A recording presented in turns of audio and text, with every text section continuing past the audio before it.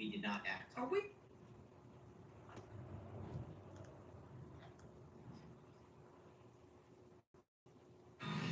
Many Americans have been concerned to see the recent rise in gasoline prices. Educational purposes only.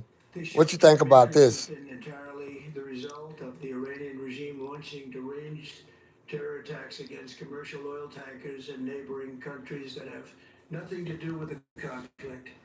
This is yet more proof that Iran can never be trusted with nuclear weapons. They will use them, and they will use them quickly. It would lead to decades of extortion, economic Educational purposes instability worse only. than we can ever imagine. The United States has never been better prepared economically to confront this threat. We produce more oil and gas than Saudi Arabia and Russia combined. It's a massive defeat for China too. I mean, that's the reality. Like we always think we're at the center of things in a lot of ways that we are, but when it comes to the Strait of Hormuz, the amount of energy the U.S. is getting from that is negligible. It's in the low double digits. Our natural gas, Our gas is right now has gone up over $4 a gallon because of the energy prices. Yes. We're still below where we were when Russia invaded Ukraine. Gas is still below where we were when Russia invaded Ukraine. Okay, this is the flashpoint for the midterms. Oil and gas prices. That first was President Trump saying the U.S. is prepared economically to confront Iran's terror attacks on oil shipping in the Strait of Hormuz. And then that's Peter Mayer on services. Florida Congressman Mike Haradopoulos. Congressman, it's good to see you again. Are we prepared for this? For oil and gas prices here, because the UK, look at this. Now 40 nations, including in Europe, they now have a plan to help reopen the Strait of Hormuz and stop Iran's attacks on oil shipping and cargo shipping after President Trump told them to step it up. What do you make of that breaking news? 40 nations now. Well, it's common sense. We all know that Iran is the true enemy here. It wreaked havoc since 1979. All of their neighbors hate them for a reason. Yes, we've got some turbulence with oil prices right now, but adjusted for inflation, it's still lower than the time period we had with Biden and Obama. The president has pushed the idea that we're going to be energy independent, and luckily we have moved in that direction to offset what could be even. How you doing tonight? What you think about this? Unique hinge point in time in history. We're in history right now, world history. Do you think that this is now the time where Iran's chokehold on world oil gets broken? Because there's talk of ground troops to seize Karg Island to keep the Strait of Hormuz open. Karg Island governs 90% of Iran's export. Are we at that hinge point where it's enough is enough, that no longer will Iran be that powerhouse having that chokehold on world energy? This is our opportunity, our hinge point, as you called it perfectly. This is a time for the free world to come together and say enough is enough. This blackmail, these horrible terrorist attacks that they funded around the world, let alone that region. This is the time to act. Every president. It's time for the Democrats and Republicans to get together. It's time for them to set their differences aside. The Democrats created a problem, bringing people over here. I'm just saying. Then they created a problem. Now they up there arguing with each other. Handle business and deal with what you're going to deal with later. Handle business. You want somebody to vote for you? Who going to want to vote for the Democrats? These people out here don't even had to wait on their money. And they knowing right now a problem occurred, you got to deal with this problem down the line. As a people, come on, you got the Democrats ain't working together, shutting the government down. Come on, man. You know, Before President Trump said that Iran was a problem, but never solved it. The president is here to solve problems. That's why we elected him in the first place. Let me tell you something, Congressman, just looking through the headlines, going back since 47 years of this regime. This has been a problem for 47 years. 47 years. World energy. And Come on now. Trump is saying, okay, game over. Congressman Haradopoulos, thank you so much. Now, 40-something years. Not again. Look at these commercials right The uncontrollable movements are called tardive dyskinesia. 40-something years, And were caused by mom's mental health. they've been doing what they've been doing over there. You know, come on now. Austedo Now, United States got to work together. They got to get their act together too. You know, people vote for you, put you in office, and then when somebody do get, we've been arguing every 4 years. You know, they got to work together as a team. In order to pull the United States together, all of them got to come together and work together and stop arguing back and forth.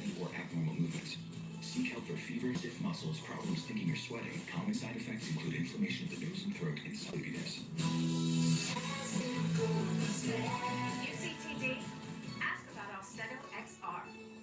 And now, a message from Mentees. Oh, The yeah. dental treat that could have prevented. You need that for your dogs.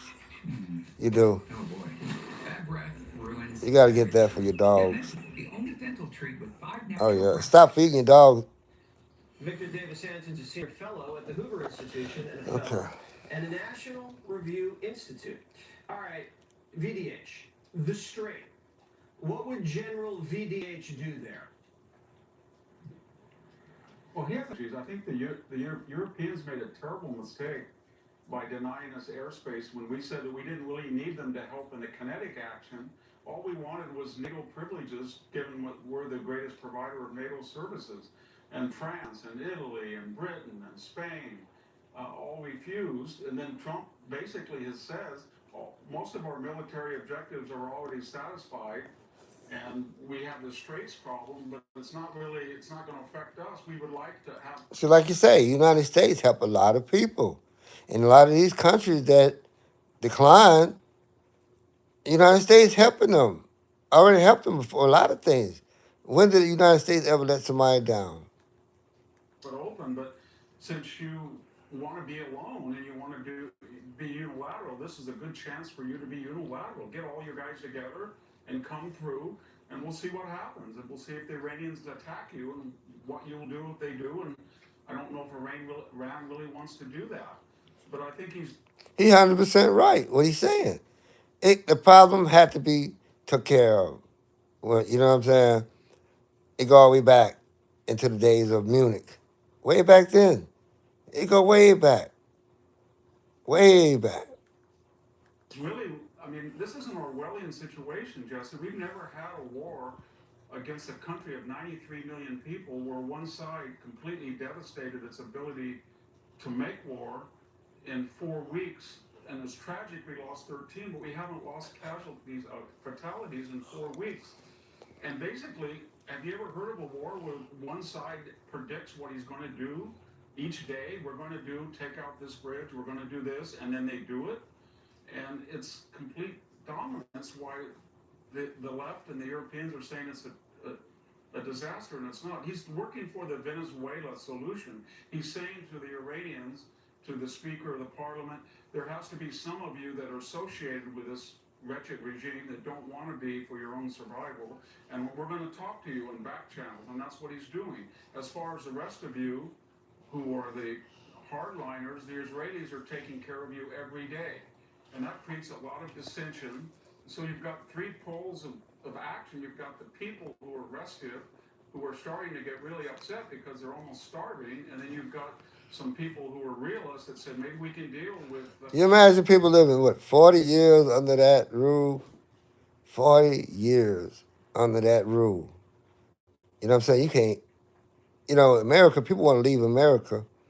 America, one of the freest countries. People in America just got to learn how to get along with each other. Because you can go to, if you got money, you can go anywhere you want. But still going to have to not act like you're American because they got different laws in them countries. They got different ways they act in them countries. You understand what I'm saying now? We in America, we free and we acting a fool and we acting like we, I'm just saying. Trump, and he'll stop it, and then we've got these theocrats that are not going to be around very long, and that's why he says he needs two weeks. I think that's a good an out if he wants to do that. If it doesn't work, and the Venezuela solution doesn't work, then he can say at the end of 5 or 6 weeks they have no ability to make war. They have All them countries like Cuba, all them countries should be dealing with. I'm just saying, you're right there by Florida. You right there. You getting all the money for the people that come visit. You know what I'm saying? They back. You go to Cuba, but they still got you. You're making money. The government is taking the money from the people, and the people ain't getting. I'm just saying now.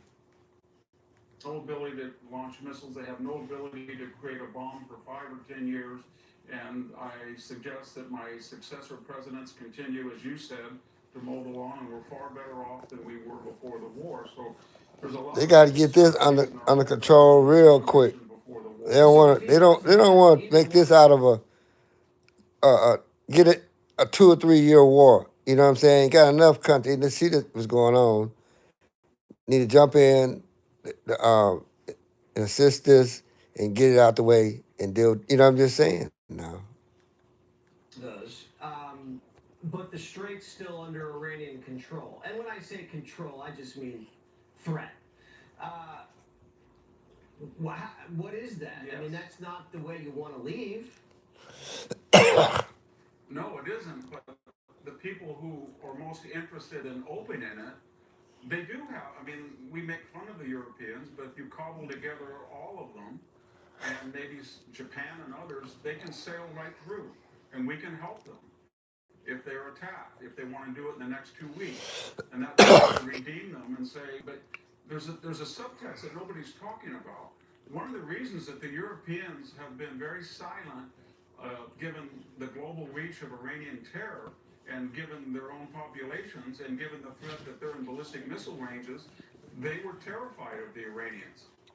And so they wanted that strait open. And Iran I'm has kind of been terrified. They're silent into it. terrified. Keep quiet, be afraid. I was afraid what the retaliation what Iran might do. Come on, it's 2026. It ain't 1800s. It ain't 1970. It ain't 1960. See, United States got a lot of technology. They got a lot of stuff but they don't have, and they don't even have. Some of them don't have internet service over there. You know what I'm saying? They really in a back world that you know communications is bad, and these people in back world countries, and it need to come up to bring it up to date. It must come through. Hmm. But in times of tension, we're not going to let you. Hmm. Yeah. I don't like that as a NATO alliance. You can't have a fractured alliance with one side secretly siding with the enemy. You got to deal with satellite over there. It's all satellite telephone, satellite TV, satellite. That's what you got to deal with over there. Satellite. No bueno, as they say. But bueno to you, VDH. It's great to see you. You come think now, they deal with satellite over there. Think about it. You can run your house off satellite. Off the you get you a battery pack and put in your house. Battery pack and a generator. Yeah, a battery pack and a generator. You can run your whole house off of, without paying an electric bill. You go online and check it out first. Google it, and then you get you like a battery pack. You go to Lowe's and tell them you want to get a connection to hook to your electric box to hook to a generator and a solar panel. So they're gonna be outside your house. You just plug your generator to that.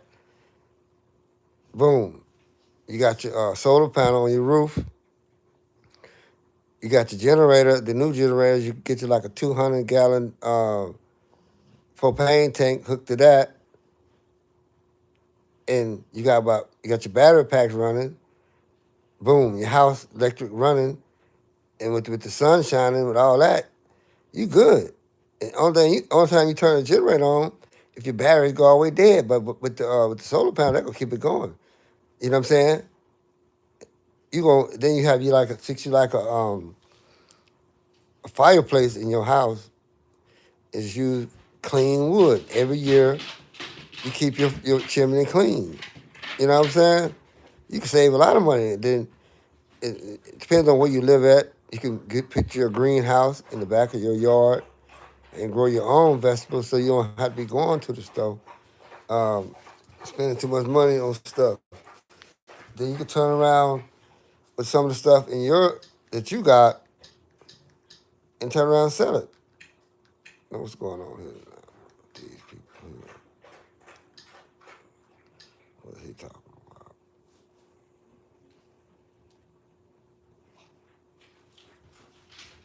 We've been in this cycle for 20 plus years with Iran, where presidents do a little bit and then Iran misreads it, or let's be honest, dupes past presidents. Right. And then we go right back to terrorism and killings of Americans. This has been a 20 plus year problem since I've been in politics. I was at the UN for 8 years.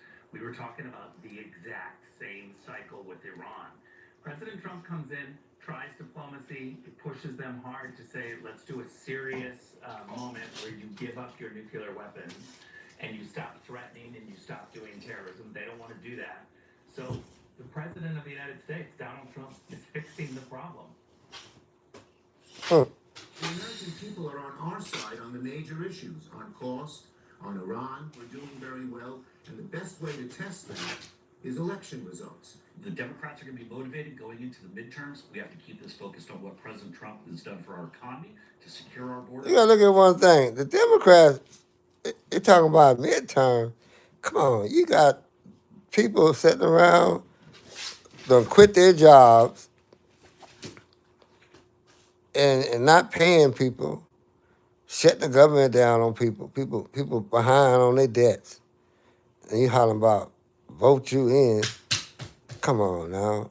Y'all don't throw it back. Y'all don't gave back to the Republicans. They did. Who gonna want to vote for the? Ain't no young people gonna vote for the Democrats. The young folks going for Donald Trump because they seeing what the Democrats done shut down the government. That's what they going for. It's the young people gonna go for that. Make the world a safer place. We got to stay focused on the issues. Let's get some thoughts about politics, the upcoming midterms. Joining us tonight, making his debut as our newest Fox News contributor, Francis. See, back in the day, he had too many young people getting into politics, but now all of them in politics. They're on TikTok. They're on all the streaming channels. They all, you can get on there. You can, if they, one thing about, I'm just saying, they can be talking. You can tell them something that's real, and they can think it's fake. They can kick you out the panel because they all going for.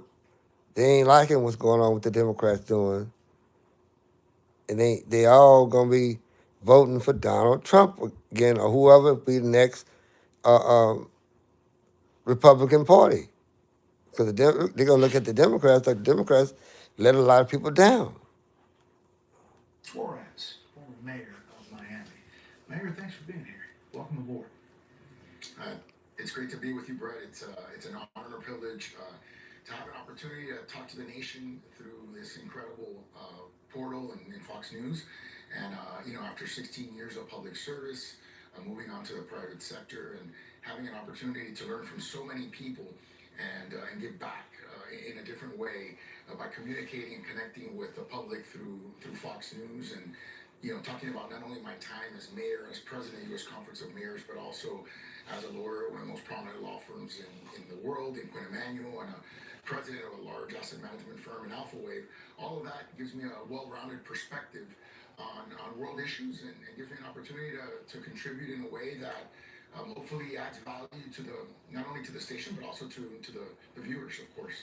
Yeah, well, thank you. I want to tap into your politics sense, especially in your former job and what you see and hear from people in the state of Florida. In approval ratings, the president has seen a dip, and our overall approval has him at 41%, disapprove it at 59%. But if you look at these issues, border security, it's like 50-50, immigration, 44-56. There is a lot of concern in Republican quarters about how things are shaping up, especially with the war, but also jitters about oil and energy. How do you see it as we're heading towards November here and what you're hearing on the ground? First of all, it's early. Obviously, we're still months and months away from the November election. I think whenever you take courageous action, whenever you make a courageous decision, it's not always something that is viewed through the lens of popularity, at least not in the short run. I think the president and the Secretary of State, Marco Rubio, have articulated very clearly the reason why they had to act now. And frankly, as a father of two young children, a 12-year-old and a 7-year-old, it's rare in today's day and age in politics that our political representatives are thinking long term, are thinking about a generational opportunity to create safety and security for our country. And I think they've explained in a compelling fashion why they have to do it now. Why Iran was enriching uranium and was on a pathway to acquire nuclear weapons and create sort of a porcupine strategy to prevent the United States from being able to do anything about it. Every single president, Republican and Democrat, before President Trump talked about Iran not obtaining a nuclear weapon. No one did anything about it. And so I think it takes a lot of courage in a midterm year, not thinking about legacy, not thinking about winning or losing an election, but thinking about what is most important for the future of our country.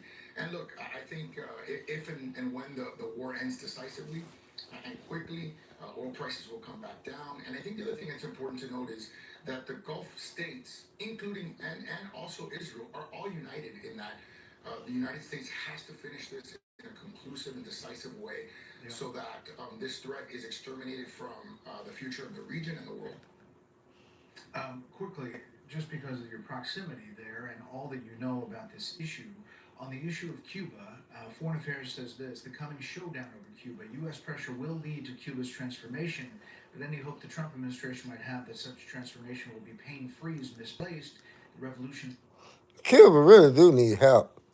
Come on now. Cuba,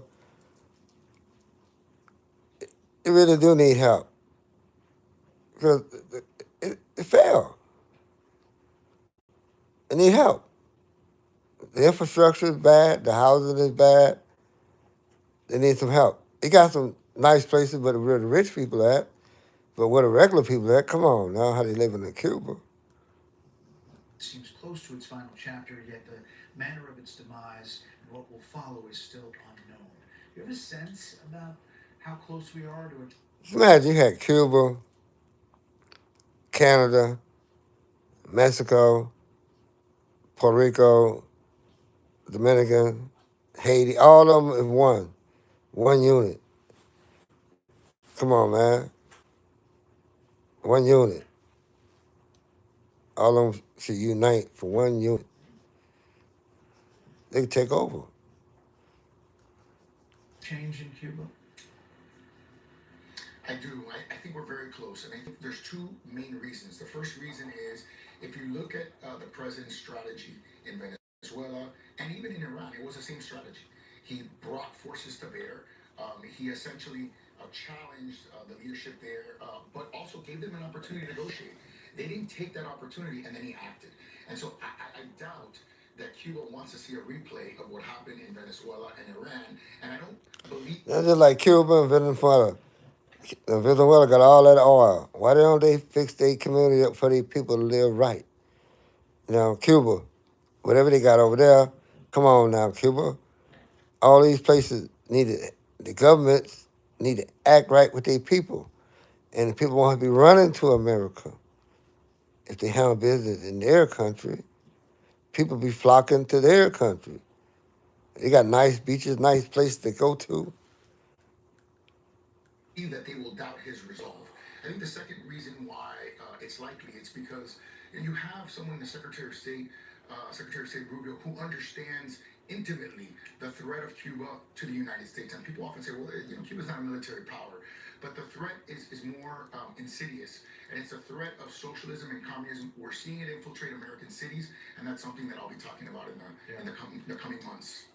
And proximity, they're friends and being that close to the U.S. Mayor Francis Suarez, we appreciate it. Welcome aboard. Thanks for being here. Sit down, like them countries. Now, they've been dealing with these other countries all these years, but they ain't prospered. They fail. So, what's the difference? You might as well take a chance with the United States. You know what I'm saying? You can grow your economy. You know what I'm saying? They grow the economy.